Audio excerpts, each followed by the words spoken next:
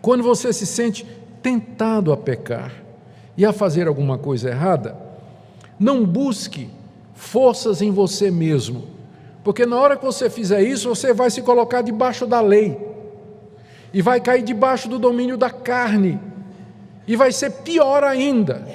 Na hora que você se sentir tentado a fazer o que não presta, e você sabe do que é que eu estou falando, você deve recorrer à graça de Deus, porque é graça do começo ao fim. Você deve recorrer a esse Deus que em Cristo Jesus já lhe perdoou, já lhe recebeu, já lhe aceitou e lhe livrou do domínio do pecado. Você lembra que agora você é servo de Deus e que, como escravo de Deus, você não tem disponibilidade para atender às demandas do antigo patrão. Você já foi alforriado, você não pertence mais ao antigo patrão. Você pertence agora a Deus, portanto você não tem tempo, você não tem disponibilidade para atender ao pecado, por isso você pode dizer não, não e não. Eu não tenho que lhe obedecer, porque eu sirvo ao Deus dos céus, ao Deus gracioso que pagou o meu preço e a quem eu pertenço.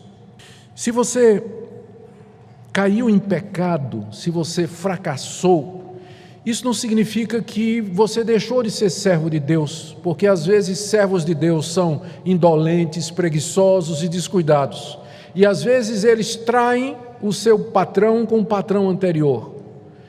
Isso que acontece quando você cai em pecado e você ofende ao seu patrão, que é Deus, e você se oferece o seu antigo patrão, é alguma coisa que desagrada o coração de Deus, sem dúvida, que entristece o Espírito Santo de Deus, mas isso não significa que você não é filho de Deus e servo de Deus. A maior prova de que você continua sendo servo de Deus é que você vai se levantar, você vai pedir perdão a Deus, você vai reconhecer os seus pecados, você vai se reconciliar com quem você prejudicou, quem você ofendeu ou com quem você errou, e você vai voltar ao caminho da justiça, porque a graça de Deus lhe levanta e lhe permite isso, lembrando que é graça do começo e ao fim. Por último, quando o pecado parecer para você uma coisinha irrelevante, pequena e justificável, como acontece durante o nosso dia a dia, determinadas coisas erradas, não é? A gente faz porque a gente acha que é pequeno, é justificado, é um mal menor e uma série de outras coisas.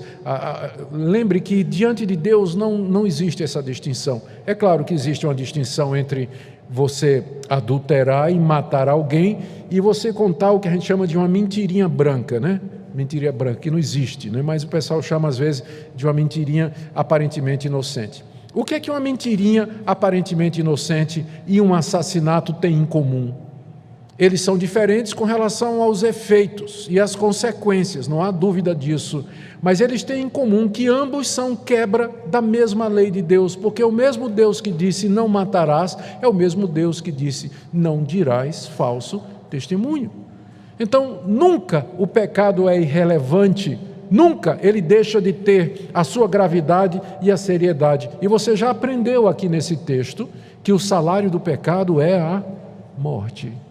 É isso que o pecado vai lhe dar no final do mês no seu contra-cheque, a morte. É isso que você vai receber dele, do seu empregador.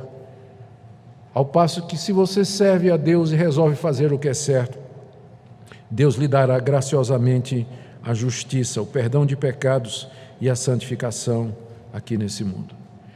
Como é que está a sua vida nessa noite? Queria que você examinasse o seu coração. A palavra de Deus é como espelho, e à medida que ela é ensinada, ela é exposta, você se vê na pregação. Se você de fato veio ouvir a palavra de Deus nessa noite, à medida que o texto ia sendo explicado e a Bíblia ia sendo lida, você ia fazendo uma comparação. Isso que a Bíblia está dizendo e a minha vida.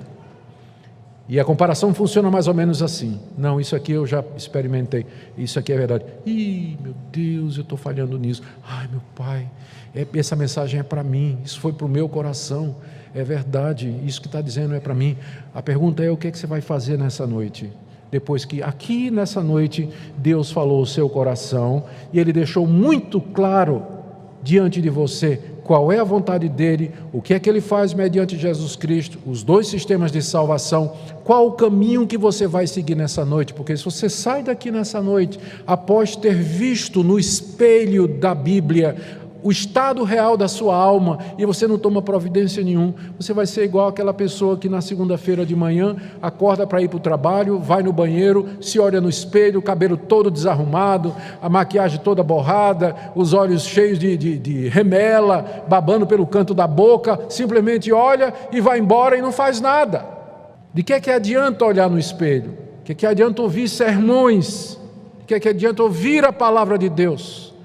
Se você hoje à noite não decide, lembra do oferecei-vos, há uma responsabilidade que é colocada a nós. Se você hoje à noite não diz, Senhor, eu quero me oferecer a Ti completamente, eu não quero mais me oferecer ao pecado para ser instrumento da maldade e da impureza, mas eu quero me oferecer a Ti, por Tua graça e misericórdia, liberta o meu coração. Hoje à noite, quando você chegar em casa, eu podia convidar você para fazer isso aqui hoje à noite, mas geralmente a gente evita fazer isso, porque a gente quer que as pessoas tomem decisões sérias, e às vezes elas fazem isso no calor do momento. Mas então eu digo, volta para casa e nessa noite, diante de Deus, junto com teu marido, com tua esposa, com tua família, com quem for, ou sozinho no seu quarto, mas você procura a Deus e diz, eu quero viver como teu servo. Eu quero viver como servo de Deus, liberto do poder do pecado. Quero viver uma vida santa e reta diante de Ti. Não porque eu tenho forças, mas porque o Senhor promete aqui. Porque o Senhor promete aqui na Tua palavra. Faça isso. E Deus haverá de ouvir a sua oração e abençoar a sua vida. Oremos. Te damos graças, ó Pai, porque não nos entregastes a nós mesmos, mas porque nos entregastes à doutrina, ao Evangelho de Jesus Cristo, Teu Filho. Nos entregaste a esta forma, a esse molde que gravou indelevelmente no nosso coração a Tua graça, a Tua verdade, selada com o Espírito Santo da promessa. Te damos graças porque a Tua misericórdia dura para sempre. Mesmo quando caímos, falhamos, o Senhor se compadece dos que são Teus, dos Teus escravos fracos, e Tu os alevanta e os trata como filhos, mais do que escravos, como filhos. Pedimos a Tua misericórdia para aqueles que estão aqui nessa noite, que têm caído, e que têm se comportado como escravos do pecado, embora professem Te conhecer. Pedimos que o Senhor os ajude a entender a gloriosa liberdade dos filhos de Deus, que eles possam experimentar esta liberdade do domínio do pecado, no viver uma vida santa e reta aqui nesse mundo. Oro pelos que estão sendo tentados, Senhor. Ajuda-os a olhar para a cruz e para a ressurreição, para a graça que o Senhor revelou em Jesus, para que encontrem forças nas Tuas promessas pela fé e não em si mesmos.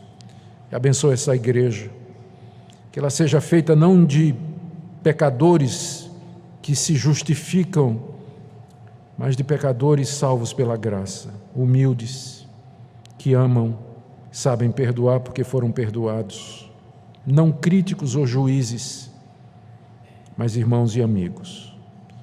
É o que nós te pedimos em nome de Jesus. Amém.